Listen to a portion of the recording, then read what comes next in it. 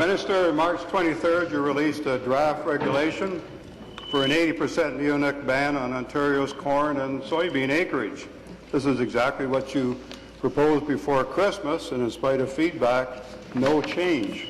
Also on March 23rd, the USDA released its study concluding neonics are not driving bee deaths.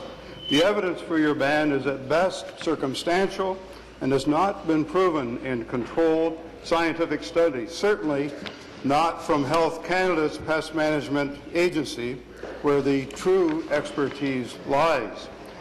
Your approach is derived from ideology, it's irresponsible, it's intimidating.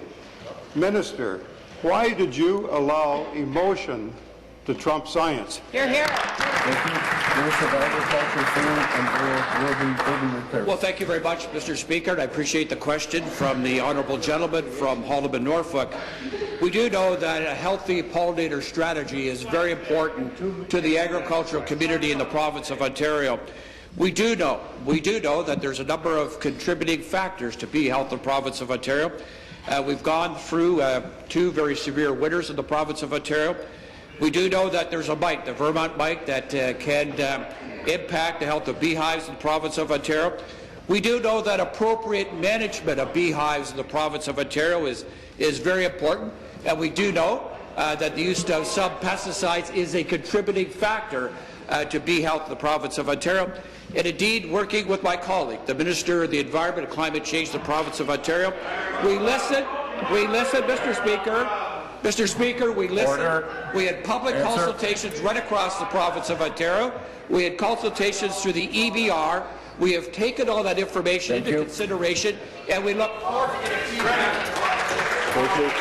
Supplementary, please. Well, Minister, we do know the crucial role of pollinators, and I have on my desk the Ontario Pollinator Health Blueprint. You would as well. It comes from a task force of certified crop advisors, ag retailers, the seed trade, farmers, beekeepers, recommendations for increased communication between farmers and beekeepers, work on bee nutrition and habitat, manageable and reasonable limits on insecticide use. You asked for feedback, as you said. You asked cash crop and the beekeeper community to meet you halfway. They have. And yet, despite all of this, you're adamant on your neonic ban. Minister, you proposed regs, in my view, are anti-agriculture. You are supposed to be the minister for agriculture, to represent farmers. You are at the table in cabinet. Why will you not speak up for farmers?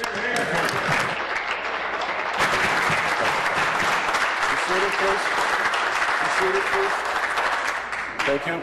Mr. Speaker, since I've been a very culture this morning, I won't disrupt the debate that's been offered. You don't start until I acknowledge. Yes, I know. Minister of Agriculture.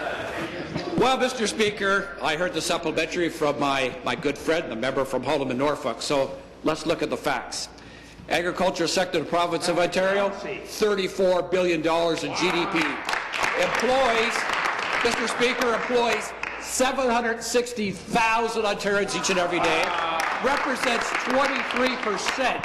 23% of our manufacturing sector in Ontario is in the agri-food sector. You know, I spend my time on the back concessions in Ontario and at kitchen tables.